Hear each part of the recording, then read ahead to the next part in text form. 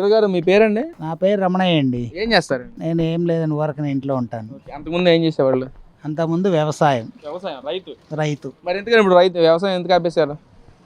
ఇంకా అయిపోయింది కానీ మా టైము 67 వచ్చినాయి, రిటైర్మెంట్. ఏం సార్ ఒక రైతు అంటా ఉన్నారు కదా, అసలు రైతులకి మేలు చేసిన ప్రభుత్వం ఏదంటే మీరేం చెప్తారు?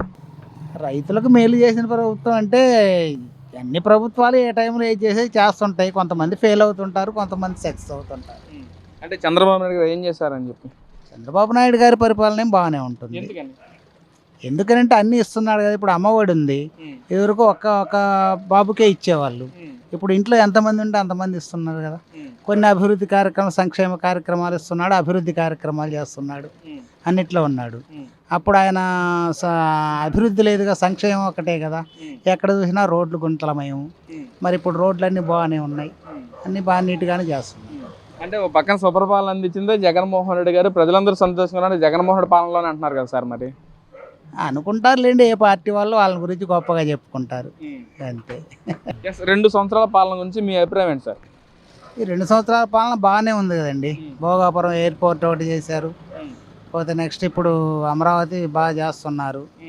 మరి ఇదివరకు అభివృద్ధి లేదు కదా, ఇప్పుడు అభివృద్ధి పనులు. ఇక్కడ కూడా చంద్రబాబు నాయుడు గారు ప్రజల్ని పట్టించుకోవట్లేదు, మోసం చేస్తున్నాడు, అసలు విదేశాల్లో తిరిగి జలసాలు చేస్తున్నాడు చంద్రబాబు గారు, లోకేష్ గారు అంటా ఉన్నారు. మరి ఏం మోసాలు చేస్తున్నాడు?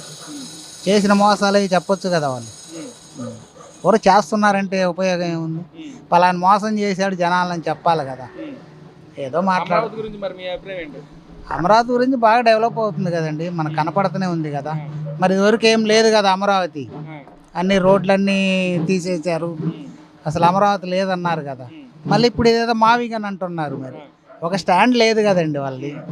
అసలు అమరావతిలో కొన్ని వేల కోట్ల స్కాములు జరుగుతూ ఉన్నాడు, చంద్రబాబు నాయుడు గారు పప్పు బెల్లంలాగా తన బినామీలకు అమ్మేస్తా ఉన్నాడు అని చెప్పి అంటున్నారు. మరి అంటారులేండి, ఎవరి స్వార్థం కొంది వాళ్ళు మాట్లాడుతుంటారు అంతే. ఏం సార్ ఇప్పుడు ఎలక్షన్ జరిగితే ఎవరు కొట్టేస్తారు మీరు?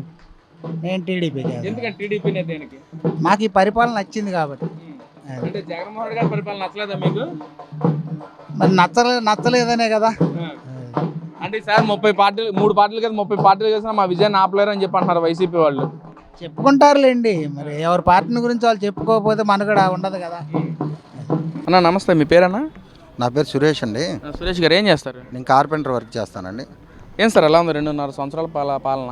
ఏం చెప్తారు అసలు ఈ ప్రభుత్వం గురించి? అంటే మనం ఓటేసే ముందు అనుకుంటాం ఈ ప్రభుత్వం గెలిస్తే మనం డెవలప్మెంట్ చేస్తారు, ఇలాంటి అభివృద్ధి తీసుకొస్తారు, మన పిల్లలు బాగా చదువుకుంటారు, దానికి తగ్గట్ల జాబులు కూడా కల్పిస్తారని చెప్పి మనం ఓటేస్తాం ప్రభుత్వానికి.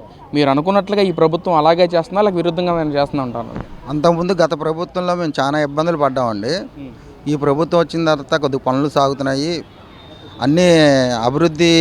అంటే మీరు ఒకటి చూడాలి, స్కూళ్ళు డెవలప్మెంట్ కానీ, రోడ్లు డెవలప్మెంట్ కానీ, పెన్షన్లు కానీ, పింఛన్లు ఇవ్వడం కానీ, అమ్మఒడి, తల్లికి వందనం కానీ, అలా ప్రతి అభివృద్ధి ప్రతి కార్యక్రమం చేసుకుంటూ వస్తున్నారు.